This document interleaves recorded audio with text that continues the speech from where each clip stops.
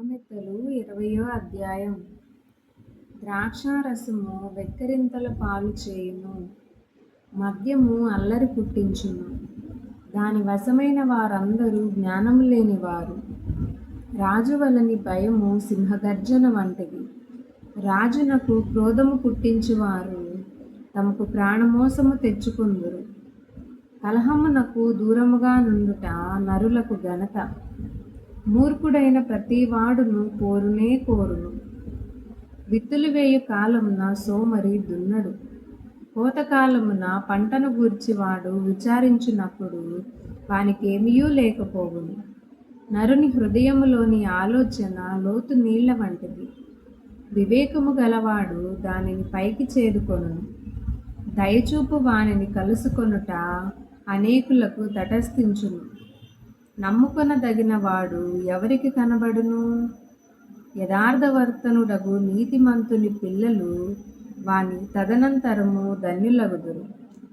న్యాయ సింహాసనాసీనుడైన రాజు తన కన్నులతో చెడుతనమంతయు చెదరగొట్టును. నా హృదయమును శుద్ధపరుచుకొని ఉన్నాను, పాపము పోగొట్టుకొని పవిత్రుడనైతిననుకొనదగిన వాడెవడు?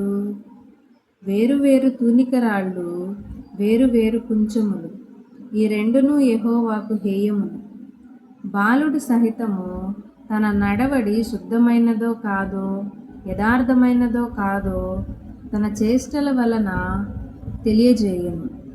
వినగల చెవి, చూడగల కన్ను, ఈ రెండును యెహోవా కలుగజేసినవే. లేమికి భయపడి నిద్రయందు ఆసక్తి విడువుము.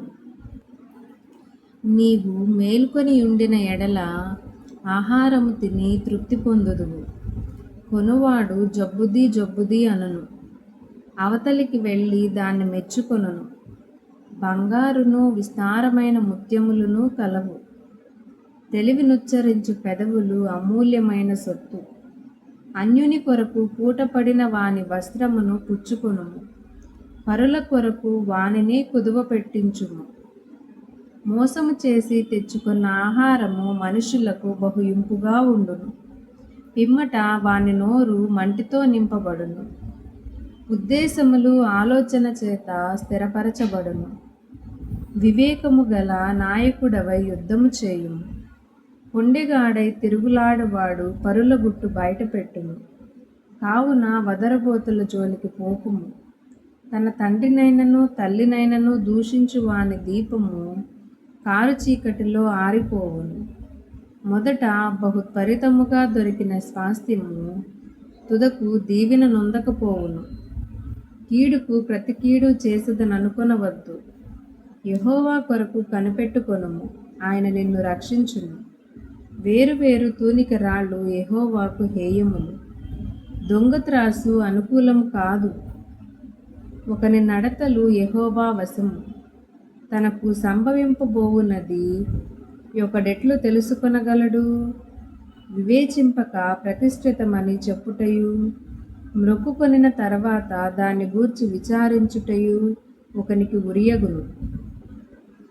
జ్ఞానము గల రాజు భక్తిహీనులను చెదరగొట్టును. వారి మీద చక్రము దొర్లించును. నరుని ఆత్మ యెహోవా పెట్టిన దీపము, అది అంతరంగములన్నీయు శోధించును. కృపాసత్యములు రాజును కాపాడును. కృప వలన అతడు తన సింహాసనమును స్థిరపరచుకొనును. యవనస్తుల బలము వానికి అలంకారము. తలనెరుపు వృద్ధులకు సౌందర్యము. గాయములు చేయు దెబ్బలు అంతరంగములలో చొచ్చి చెడుతనమును తొలగించును.